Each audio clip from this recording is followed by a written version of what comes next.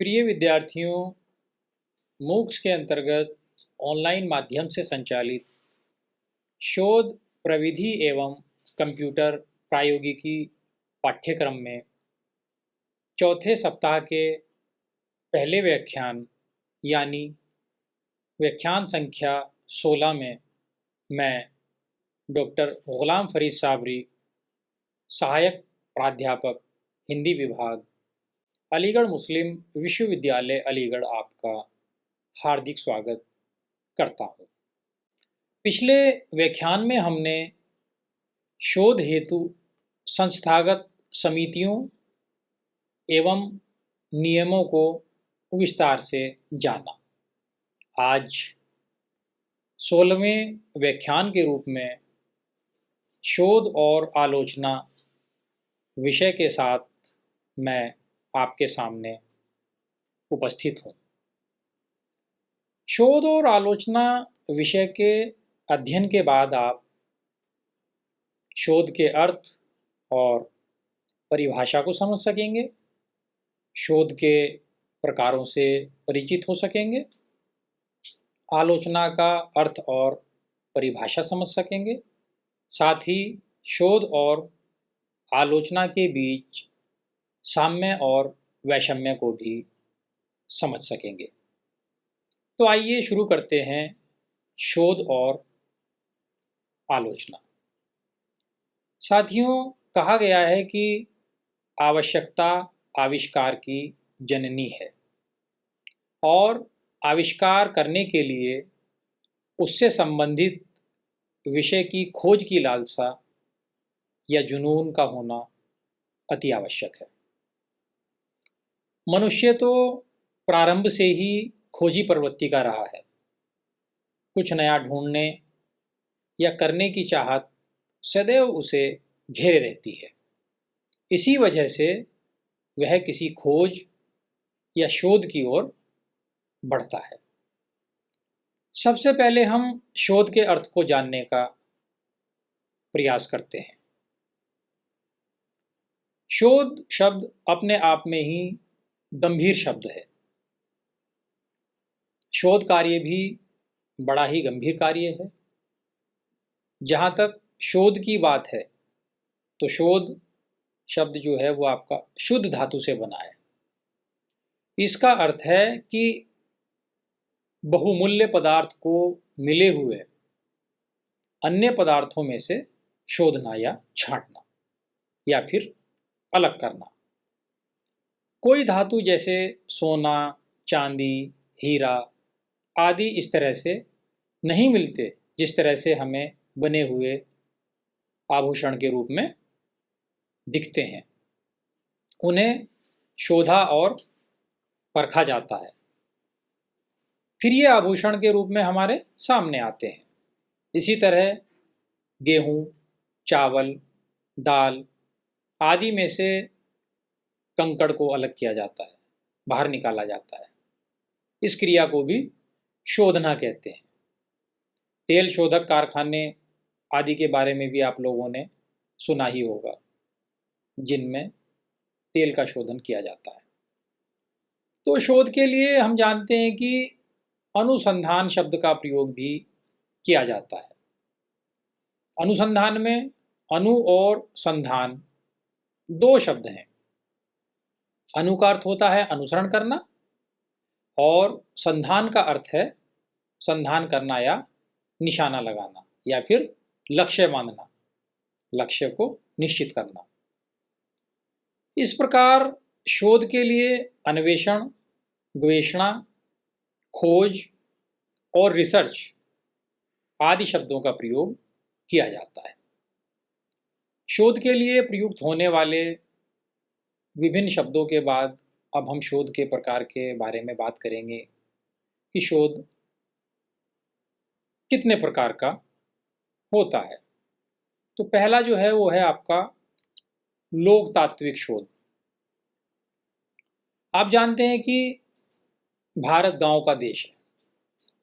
असली भारत गांव में ही बसता है। शहरी जीवन सुविधाजनक अवश्य होता है, लेकिन हमारे आदिम युग की चेतना हमारे पूर्वजों की परंपराएं गांव में मौखिक या अन्य रूप में सुरक्षित हैं। वे कथाएं आम जन के कंठ में विराजमान हैं। जहाँ तक लोक तात्विक शोध का प्रश्न है, तो लोक तात्विक शोध वह शोध है जो लोक तत्व से अनुप्राणित रहता है। कहने का तात्पर्य है कि उसमें लोक तत्व रहता है, लोक तत्व से संबंधित कार्य उसमें होता है। तो जो लोक तत्व है और जो लोक साहित्य है, लोक से संबंधित साहित्य को मुख्यतः दो रूपों में हम बांट कर देख सकते हैं। पहला है ऐसे साहित्य का संकलन तथा उस पर किया जाने वाला शोध जो लोक क्षेत्र में मौखिक रूप से सुरक्षित रहता है। यह साहित्य मूल रूप से मुखस्थ या कंठस्थ होता है। उदाहरण के लिए, गांव में धान की रोपाई के समय गाया जाने वाला गीत लिखित रूप में तो हमें कहीं नहीं मिलता, लेकिन वह ग्रामीण महिलाओं के कंठों में आज भी सुरक्षित है। जब धान की रोपाई होती है तो महिलाएं उसे गाती हैं। उसके गायन से प्रसन्नता तो होती ही है, श्रम परिहार भी होता है। दूसरा इसमें वो है जो लिखित साहित्य जिसमें लोक तत्व का अध्ययन होता है। ऐसे साहित्य को हम लोक वार्ता कह सकते हैं। यह लिखित रूप में मिलता है। फिर इसमें यह देखने का प्रयास होता है कि इसमें कहाँ और किस रूप में लोक तत्व विराजमान है। जैसे हम मलिक मोहम्मद जायसी के पद्मावत में लोक तत्व को देखें तो उस पर शोध करें। लोक वार्ता के अंतर्गत हम लोकमानस की सभी संभावित अभिव्यक्ति की विधाओं को शामिल कर सकते हैं। जैसे लोक कथाएं, जिसमें जैसे पंचतंत्र और हितोपदेश की कहानियां इत्यादि आती हैं। लोकगीत ये मौखिक रूप में रहते हैं, लेकिन एक बार संकलित कर दिए जाने पर लोक वार्ता का अंग बन जाते हैं। जैसे बिरहा लोकगीत, फाग, होली के समय पर गाया जाने वाला गीत इत्यादि। एक इसमें आता है आपका लोक नाट्य, जिसमें स्वांग और रास सम्मिलित होते हैं। इसी तरह पहेली है, बुझावल, मंच, लोकचित्र, लोक क्रीड़ाएँ, लोक रीतियाँ, जादू टोना इत्यादि इसमें सम्मिलित किए जाते हैं। और इसी तरह है आपका लोकोक्तियाँ और मुहावरे, ये भी मौखिक रूप में रहते हैं, परंतु संकलन के बाद लोक वार्ता में गिने जाते हैं।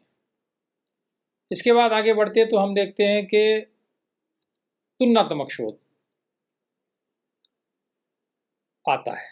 इस प्रकार के शोध में किन्हीं दो रचनाओं, लेखकों, काव्यांदोलनों या किन्हीं अन्य साहित्यिक पक्षों को लेकर एक ही भाषा अथवा दो भाषाओं के स्तर पर शोध किया जाता है। अंग्रेजी में इसे कंपैरेटिव रिसर्च कहते हैं। तुलनात्मक स्तर पर मौलिक दृष्टि से साहित्यकारों में वैषम्य ही दिखाई पड़ता है, लेकिन जब गहराई से देखा जाता है तो इनमें साम्य भी नज़र आता है। तुलनात्मक शोध का उद्देश्य ही इसी साम्य और वैषम्य का विवेचन और विश्लेषण करना होता है। यही विवेचन विश्लेषण तुलनात्मक शोध को गति भी प्रदान करता है। शोध के अंतर्गत तीसरा जो प्रकार है वो है पाठ शोध या पाठानुसंधान। यह भी एक प्रकार का शोध कार्य है। साथ ही यह भी कहें कि यह थोड़ा सा कठिन कार्य है। पाठानुसंधान, पाठ निर्धारण एवं पाठालोचन, ये तीनों शब्द सामान्यतः समानार्थवाची शब्दों के रूप में प्रचलित है। पाठ शोध या पाठानुसंधान की विशेष आवश्यकता प्राचीन साहित्य के मूल्यांकन के काम में आती है। किस पंक्ति में किस शब्द और अक्षर को रखना चाहिए या रखना उचित होगा, इस विषय में पूरी जांच पड़ताल की जाती है। तर्क वितर्क व उससे संबंधित साहित्य और पुस्तकों के अध्ययन के उपरांत निश्चित किया जाता है कि अमुक वाक्य या शब्द यहाँ इस तरह से रखना उचित होगा। इस संबंध में रविंद्र कुमार जैन कहते हैं कि पाठानुसंधान द्वारा किसी ग्रंथ के शुद्ध एवं प्रामाणिक पाठ को प्रस्तुत किया जाता है। किसी ग्रंथ के सम्यक अध्ययन एवं परिशीलन के लिए उसका विश्वसनीय एवं प्रामाणिक पाठ होना अनिवार्य है। जहाँ तक पाठानुसंधान की बात है तो ये पाठ और अनुसंधान से मिलकर बना है। इसका सीधा सा अर्थ है रचना के मूल पाठ का सही से अनुसंधान। अंग्रेजी में इसे टेक्सचुअल क्रिटिसिज्म कहा जाता है। फिर आगे आता है आपका साहित्य इतिहास का शोध। साहित्य के इतिहास का शोध भी अत्यंत महत्वपूर्ण शोध कार्य है। कुछ साहित्य ऐतिहासिक शोध उपाधियां प्राप्त करने के लिए किए गए हैं और कुछ साहित्य सेवा के उद्देश्य से भी किए गए हैं।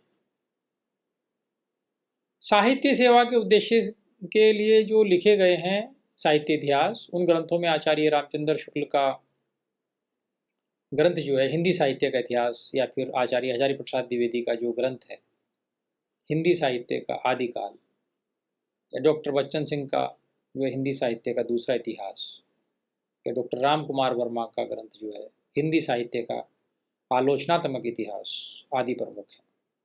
हाँ, यह अवश्य है कि इस तरह के लेखन के अपने खतरे भी हैं। साहित्य इतिहास के विषय को लेकर शोध करने का अर्थ अब बिल्कुल यह नहीं समझा जाता कि आप केवल साहित्य की आलोचना और मूल्यांकन करके इतिश्री कर लेंगे। अब आपको उसमें अंतर्निहित तत्वों के आधार पर उसके विकास की प्रक्रिया को स्पष्ट करना होता है। स्पष्टीकरण करते समय आलोचना और मूल्यांकन को आनुषंगिक रूप से ग्रहण किया जाता है। इस तरह अब इतिहास का अर्थ घटनाक्रम का संकलन मात्र न मानकर विकास मानना चाहिए। इस विकास को सांस्कृतिक विकास के समानांतर देखना चाहिए। फिर उसके बाद आंतरिक और बाह्य स्रोतों, साधनों, प्रमाणों को आधार बनाकर प्रतिपादन की दिशा में आगे बढ़ना चाहिए। जो इसमें अगला आता है वो है आपका रूपात्मक तथा प्रवृत्त्यात्मक शोध। इतिहास विषयक शोध करते हुए उसके विकास की प्रक्रिया का अध्ययन रूपात्मक और प्रवृत्त्यात्मक आधार पर भी किया जा सकता है। रूपात्मक लक्षणों के आधार पर इतिहास विषयक शोध के लिए निम्नलिखित आधार बनाए जा सकते हैं। जैसे पहला है आपका विषय वस्तु से संबंध तत्वों की विविधता एवं केंद्रीयता। दूसरा है भावात्मक प्रवृत्तियों की सुसंबद्धता। तीसरा है विधाओं या रूप भेदों का निश्चय और विस्तार। चौथा है आपका शैलीगत नव्यता। और पांचवा है साहित्यादर्शों एवं मानदंडों की व्यवस्था। प्रवृत्त्यात्मक अध्ययन आदर्शमूलक, स्वच्छंदतामूलक तथा यथार्थपरक आधार पर होता है। अब हम आगे बढ़ते हैं और देखते हैं शोध का अगला जो प्रकार है उसमें आपको देखने को मिलेगा कि जो अंतर्विद्यावर्ती शोध है यानी इंटरडिसिप्लिनरी रिसर्च है वो क्या है? हिंदी में अंतर्विद्यावर्ती शब्द का प्रयोग अंग्रेजी के इंटरडिसिप्लिनरी के पर्याय के रूप में होता है। हिंदी में इंटरडिसिप्लिनरी के लिए अंतरानुशासनिक शब्द का भी प्रयोग होता है। अंतर्विद्यावर्ती शब्द का सामान्य सा अर्थ है एकाधिक विद्या शाखा और संबद्ध विद्या शाखा के नियमों एवं सिद्धांतों के आधार पर प्रभाव की पहचान। अंतर्विद्यावर्ती शोध के अंतर्गत शोधार्थी जिस विद्या शाखा के आधार पर शोध करना चाहता है उसे उस विद्या शाखा के बारे में पहले अध्ययन करना चाहिए। मान लीजिए कि आप कामायनी का मनोवैज्ञानिक अध्ययन करना चाहते हैं तो आपको पहले मनोविज्ञान का अध्ययन करना चाहिए।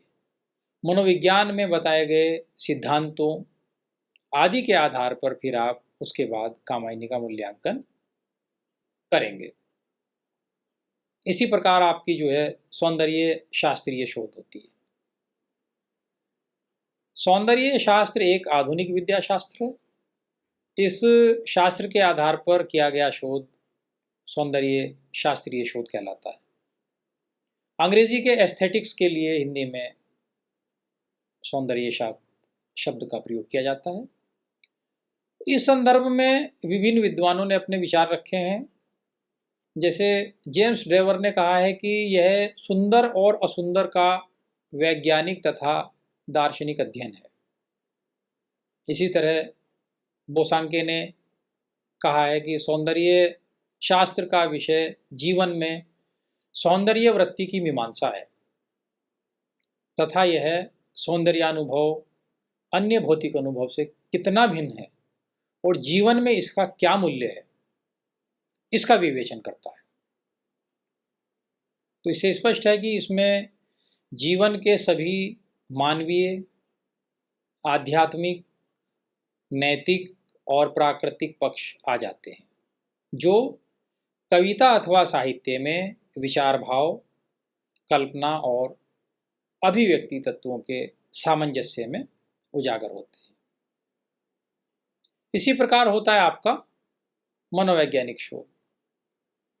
अंग्रेजी के साइकोलॉजी शब्द का हिंदी रूपांतरण मनोविज्ञान है। साइकोलॉजी शब्द की उत्पत्ति ग्रीक भाषा के साई अर्थात मन और लोगोस अर्थात नियम शब्दों से मिलकर होती है।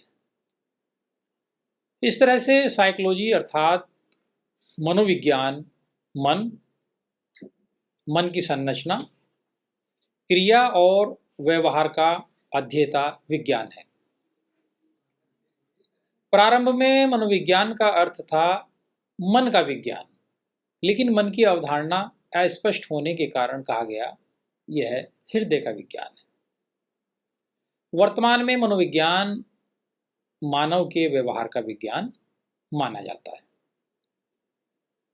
व्यवहार के साथ किसी न किसी रूप में मन और हृदय जुड़े हुए रहते हैं। आपने सुना होगा किसी को कहते हुए कि ये काम करने का मेरा मन नहीं कर रहा है। इसलिए मनोविज्ञान में अब मनुष्य के व्यवहार को समझने, उसके भावी रूप का पता लगाने का प्रयास किया जाता है। वर्तमान में मनोविज्ञान की कई शाखाएं हैं जो धीरे धीरे विकसित हो गई हैं, जैसे मनोविकृति या असामान्य मनोविज्ञान, चिकित्सा मनोविज्ञान, औद्योगिक मनोविज्ञान, बाल मनोविज्ञान इत्यादि। इसके अलावा फ्रायड का मनोविश्लेषण संप्रदाय, गेस्टॉल्ट मनोविज्ञान और प्रेरणावादी मनोविज्ञान। तो यहाँ यह समझ लेना महत्वपूर्ण है कि साहित्यिक शोध में सीधा सीधा मनोविज्ञान से मतलब होता है। इसके बाद आती है आपकी समाज शास्त्रीय शोध। ये सत्य ही है कि साहित्य समाज को और समाज साहित्य को प्रभावित करता है। समाज शास्त्रीय अध्ययन में समाज का वैज्ञानिक अध्ययन होता है। समाज किस तरह से साहित्य को प्रभावित करता है, इसका बहुत ही गहराई से अध्ययन होता है। हिंदी में प्रयुक्त समाज शास्त्र शब्द अंग्रेजी के सोशियोलॉजी शब्द का हिंदी रूपांतरण है। समाजशास्त्र में समाज और समाज को प्रभावित करने वाले कारकों का वैज्ञानिक तरीके से अध्ययन किया जाता है। समाजशास्त्रीय परिधि में आने वाले अध्ययन को हम कुछ भागों में बांटकर देख सकते हैं। जैसे पहला है इसमें समाज शास्त्रीय विश्लेषण। इसमें मन, संस्कृति और समाज का अध्ययन होता है। दूसरा है सामाजिक जीवन की प्रथम इकाइयाँ। इसमें सामाजिक संबंध, व्यक्तित्व, समूह, समुदाय, समितियाँ इत्यादि का अध्ययन होता है। तीसरा है इसमें आधारभूत सामाजिक संस्थाएं, जिसमें परिवार तथा आर्थिक, राजनीतिक, धार्मिक और शैक्षणिक संस्थाएं हैं। और चौथा है आपका मौलिक सामाजिक प्रक्रियाएं, जिसमें विभेदीकरण, सहयोग, समायोजन, सामाजिक संघर्ष, समाजीकरण, संचार, सामाजिक परिवर्तन इत्यादि शामिल है। इसके बाद आता है आपका भाषा वैज्ञानिक शोध। भाषा विज्ञान भाषा की संरचना, स्वरूप का अध्ययन करने वाला विज्ञान है। भाषा वैज्ञानिक अध्ययन के द्वारा भाषा का विश्लेषण अभिव्यक्त विषय की अर्थ छवियों के आधार पर किया जाता है। इससे कवि की मानसिक स्थिति का पता तो चलता ही है, साथ ही उसके पात्रों के परिवेश का भी पता चलता है। लोक साहित्य के भाषा वैज्ञानिक अध्ययन से सामूहिक, आदिम, लोकमानस संरचना का पता चलता है। हिंदी में इस दृष्टि से कबीर, जायसी, सूर, तुलसी, बिहारी आदि पर बहुत सारे अध्ययन हुए हैं। इसी प्रकार से आपका शैली वैज्ञानिक शोध है। शैली का सामान्य अर्थ है तरीका, ढंग या सलीका। अंग्रेजी में इसे स्टाइल कहते हैं। रामचंद्र वर्मा कहते हैं कि बोलने या लिखने का यही अच्छा और खासा ढंग शैली कहलाता है। इस विषय में भोलानाथ तिवारी ने भी कहा है कि स्टाइल शब्द भारोपीय परिवार की भाषाओं में अपने मूल रूप में काफ़ी पुराना है। अब शोध पर बात करने के बाद अब हम आते हैं आलोचना पर। अब बात करते हैं हम आलोचना की। सबसे पहले आलोचना के अर्थ, परिभाषा और भेदों पर बात करते हैं। आलोचना शब्द लोच धातु से बना है। लोच का अर्थ है देखना, अतः आलोचना का अर्थ है देखना। किसी वस्तु या कृति की सम्यक व्याख्या, उसका मूल्यांकन आदि करना ही आलोचना है। डॉक्टर श्याम सुंदर दास लिखते हैं कि साहित्य क्षेत्र में ग्रंथ को पढ़कर उसके गुणों और दोषों का विवेचन करना और उनके संबंध में अपना मत प्रकट करना आलोचना कहलाता है। यदि हम साहित्य को जीवन की व्याख्या माने तो आलोचना को उस व्याख्या की व्याख्या मानना पड़ेगा। जहाँ तक आलोचना के उद्देश्य का सवाल है तो गुलाब राय कहते हैं कि आलोचना का मूल उद्देश्य कवि की कृति का सभी दृष्टिकोणों से आस्वाद कर पाठकों को इस प्रकार के आस्वादन में सहायता देना तथा उसकी रुचि को परिमार्जित करना, साहित्य की गति निर्धारित करने में योग देता है। अब हम बात करते हैं आलोचना के मुख्य भेदों की। तो आलोचना के मुख्यतः दो भेद किए जा सकते हैं। पहला है साहित्यिक आलोचना और दूसरा है वैज्ञानिक आलोचना। साहित्यिक आलोचना या साहित्यिक समीक्षा किसको कहते हैं, इस पर पहले बात करते हैं। इस समीक्षा में समीक्षक का लक्ष्य व्यक्तिगत दृष्टि यानी सब्जेक्टिव से कृति के संबंध में सुनिश्चित और संतुलित निर्णय देना होता है। साहित्यिक समीक्षा कला या साहित्य की कोटि में आती है। दूसरा है आपका वैज्ञानिक आलोचना या वैज्ञानिक समीक्षा। इस समीक्षा में वस्तुगत यानी ऑब्जेक्टिव दृष्टि से कृति का प्रामाणिक विवेचन विश्लेषण करते हुए उसके संबंध में सुनिश्चित और संतुलित निर्णय देने का होता है। वैज्ञानिक समीक्षा में शैली या पद्धति भावात्मक न होकर विचारात्मक होती है। वैज्ञानिक समीक्षा विज्ञान या अनुसंधान की श्रेणी में रखी जा सकती है। इनके भी कई भेद और उपभेद होते हैं, जैसे ऐतिहासिक, सैद्धांतिक और व्यवहारिक। अब बात करते हैं शोध और आलोचना में अंतर की। सामान्यतः आलोचना का जो अर्थ समझा जाता है वो निंदा करना, बुराई करना समझा जाता है, लेकिन साहित्य के क्षेत्र में आलोचना का जो अर्थ है वो है गुण दोषों का विवेचन करना। कहने का तात्पर्य यह है कि यदि हम किसी रचना की आलोचना कर रहे हैं तो उस रचना की केवल कमियों को ही नहीं बताएंगे, हम उस रचना की कमियों के साथ साथ उस रचना की अच्छाइयों को भी बताएंगे। किसी रचना या किसी साहित्यिक व्यक्तित्व की आलोचना करते समय एक विशेष दृष्टि होती है, वह सामाजिक सांस्कृतिक तत्वों के चिंतन, दार्शनिकता आदि से भरपूर होती है। वेबस्टर डिक्शनरी में क्रिटिसिज्म की जो परिभाषा है वो कुछ इस प्रकार दी गई है कि व्यापक रूप में आलोचना कला अथवा साहित्यिक कृतियों की विवेक एवं औचित्यपूर्ण मूल्यांकन अथवा विश्लेषण कला का नाम है। हमने अभी शोध के संदर्भ में बात की, उसके पर्यायवाची जो शब्द हैं उन पर भी हमने दृष्टि डाली।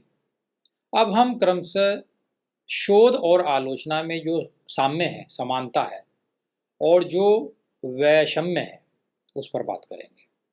तो शोध और आलोचना में पहले बात करते हैं कि उनमें क्या समानता है। तो पहली तो समानता ये है कि शोध और आलोचना दोनों ही साहित्यान्वेषण की दो विधियां हैं।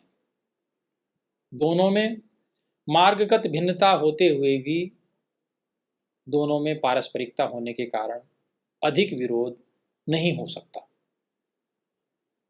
दूसरी समानता है कि आलोचना रचनागत जीवनानुभव का उद्घाटन करती है और शोध रचना तथा आलोचना में निहित और उद्घाटित इस जीवनानुभव को तथ्य रूप में भीतर से पकड़कर रचना और आलोचना के मर्म और महत्व के बिंदुओं को उद्घाटित करता है। तीसरा है आलोचना जब किसी कृति या प्रवृत्ति का आभ्यंतरिक उद्घाटन करती है तब वह उन बिंदुओं को भी खोजती है जिनके द्वारा रचना को स्वरूप प्राप्त हुआ है या काव्य प्रवृत्ति को स्वीकृति मिली है। आपने इस रूप में आलोचना शोध को गति प्रदान करती है। चौथी जो समानता है वो है कि जिस प्रकार रचना से आलोचना और आलोचना से रचना को आधार और महत्व प्राप्त होता है, उसी प्रकार आलोचना से शोध को दिशा मिलती है और शोध से आलोचना को दृष्टि मिलती है। दोनों में तथ्यानुसारण पर बल दिया जाता है। शोध में तथ्यों के प्रतिम अन्वेषणात्मक दृष्टि रहती है और उन्हीं का अनुशासन भी। आलोचना में आत्मपरकता के कारण अभिव्यक्ति कौशल पर बल रहता है। आलोचना में यद्यपि आत्मपरकता हो रहती है तो भी आलोचक से शोधार्थी की ही भांति तटस्थता की अपेक्षा की जाती है। शोध की वैज्ञानिक कार्यविधि के अनुशासन से बाहर शोध और आलोचना की शेष कार्यविधि, विवेचन, कार्य कारण, सूत्र का अन्वेषण, परस्पर संबंध में समानता रहती है। दोनों में ही ज्ञान विज्ञान की विविध शाखाओं की दृष्टि से रचना के महत्व और मूल्यांकन की अपेक्षा की जाती है। आलोचना शोध की सीमाओं में न समा सकने वाले कार्य को पूरा करती है। दोनों का उद्देश्य साहित्य को समाज के प्रति उसकी समस्त उपयोगिता के रूप में विश्लेषित करना होता है। अब बात करते हैं शोध और आलोचना में वैषम्य की। तो आलोचना से यह अपेक्षा रहती है कि वह साहित्य में गंभीर रुचि उत्पन्न करे। शोध से ऐसी अपेक्षा उसके दायित्व रूप में नहीं की जा सकती। शोध का मूल उद्देश्य कोई नई स्थापना करना होता है। यह स्थापना प्राप्त जानकारी की पुष्टि या पुरानी जानकारी के नए विवेचन के रूप में भी हो सकती है। आलोचना से उद्देश्य रूप में ऐसी स्थापना की अपेक्षा नहीं रहती। शोध को अनिवार्यतः एक मिश्रित वैज्ञानिक कार्यविधि के अनुशासन में बंधकर चलना होता है, जबकि आलोचना के लिए ऐसा कोई नियम नहीं है। शोध मूलतः तथ्यों पर निर्भर करता है और तथ्यों से विरत होने पर उसमें भटकाव आ जाता है। आलोचना में तथ्यान्वेषण की ऐसी प्रधानता नहीं रहती। शोध नितांत वस्तुनिष्ठ होती है, जबकि आलोचना में व्यक्तिनिष्ठता की गुंजाइश रहती है। शोध का क्षेत्र रचना के रहस्य तंत्र का क्षेत्र है और आलोचना का जो क्षेत्र है वो रचना के मर्मोद्घाटन का क्षेत्र है। शोध का विषय परिकल्पित होता है और आलोचना का विषय ज्ञात और स्पष्ट होता है। शोध विषय की अस्पष्टता और स्पष्टतागत अंतर के ही कारण शोधार्थी परिणाम के संबंध में किसी पूर्व धारणा या पूर्व ग्रह को नहीं अपना सकता। आलोचक के लिए ऐसा अंकुश नहीं है। शोधार्थी के पास कोई पूर्व नियोजित मानदंड नहीं होते, जबकि आलोचक के पास वे प्राय रहते हैं। शोधार्थी की भाषा तथ्यों की अनुरूपता में अनुशासित रहती है। उसके पास भावावेशमयी अभिव्यक्ति के लिए स्थान नहीं होता। आलोचक के लिए ऐसा बंधन नहीं है। अब थोड़ी सी बात कर लेते हैं शोध और समालोचना जो शास्त्र है उसकी। यहाँ शोध और समालोचना शास्त्र पर विचार करना इसलिए ज़रूरी है क्योंकि आलोचना और समालोचना को समानार्थी कहा और समझा जाता है। इसके पीछे कुछ कारण भी हैं। आलोचना को मूल रूप से साहित्य शास्त्र के सिद्धांतों पर ही आश्रित माना जाता है। यही कारण है कि शोध में भी तथ्यों के विश्लेषण के लिए साहित्य शास्त्रीय सिद्धांतों के अधिग्रहण पर जोर रहता है। जहाँ तक शोध या आलोचना में रचना की वस्तु, संघटना, अप्रस्तुत विधान, रस इत्यादि की दृष्टि से विवेचन का प्रश्न है, वहाँ तक समालोचनात्मक मानदंडों का अधिग्रहण अपेक्षित रहता है। यहाँ ये भी महत्वपूर्ण है कि आधुनिक युग में बहुत सारे परिवर्तन हुए हैं। इस कारण से कई सारे साहित्यिक मानदंड अब अपने पारंपरिक रूप में स्वीकार नहीं किए जा सकते। वजह यह है कि नवीन युगबोध के कारण नए समालोचना नियम भी विकसित हुए हैं। तो शोध में समालोचना की व्यवहार्यता जो है वो स्वयं सिद्ध हो जाती है। इससे स्पष्ट है कि शोध कार्य जो है वो अत्यंत गंभीर और महत्वपूर्ण कार्य है। इस व्याख्यान से आपने शोध के पर्यायवाची शब्दों, शोध के प्रकारों, आलोचना के अर्थ एवं परिभाषा तथा शोध और आलोचना के साम्य और वैषम्य के बारे में विस्तार से जाना। अब आज के व्याख्यान को हम यहीं समाप्त करते हैं। धन्यवाद।